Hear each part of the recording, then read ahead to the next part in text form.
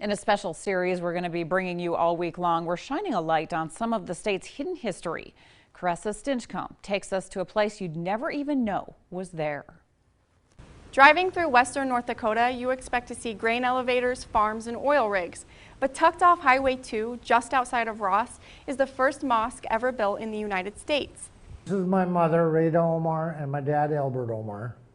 This lady here, Sarah Shoup, used to be Sarah Omar, which was married to Ali Omar.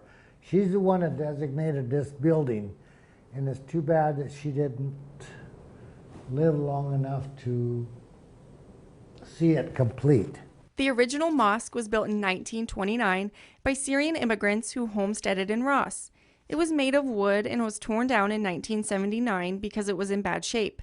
But Sarah Shoup wanted it rebuilt. You know, originally we were just going to put a plaque, cement plaque with bronze on it. Well, then she came up with this idea, which was great. After some donations, the mosque was completed in 2005. A star crescent symbol on a gate opens up to the 4-acre property and to the cinder block building that's about 15 feet on each side. Inside, the walls are bare. There's an easel with pictures of the Syrian and Lebanese immigrants. In one of the corners is the same star crescent symbol that is Qibla direction. It points to the holy city of Mecca in Saudi Arabia. There are 2 prayer rugs that lie on the center of the room. Omar isn't quite sure how many people stop by and pray, with one exception.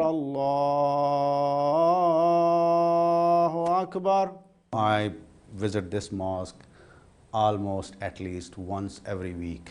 He moved to North Dakota in 2016 and learned the first mosque ever built in the United States was just an hour away from where he lived. After seeing it, there were 2 feelings. One is the religious feeling that, I'm a Muslim and somebody 100 years ago was already existing here from my faith and they built even a mosque. When I was here, first time when I prayed, I felt so honored and good that I do not know how many years before somebody has prayed in this room.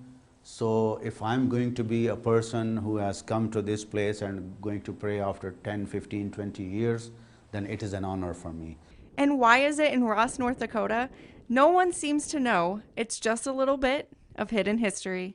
Caressa Stinchcomb, KX News. Be sure to tune in all week long as we turn the pages on North Dakota's history book. Down the hill from the mosque is a cemetery where the Syrian and Lebanese immigrants are buried. Mahmoud says he says a prayer and pays his respect every time he stops by the mosque. But it isn't just this cemetery he visits. In Islam, when somebody dies, no matter when the person dies, he still remains respectable. The man or woman, children, whatever their age was, as they were respectable in their life, they remain respectable in the life hereafter also.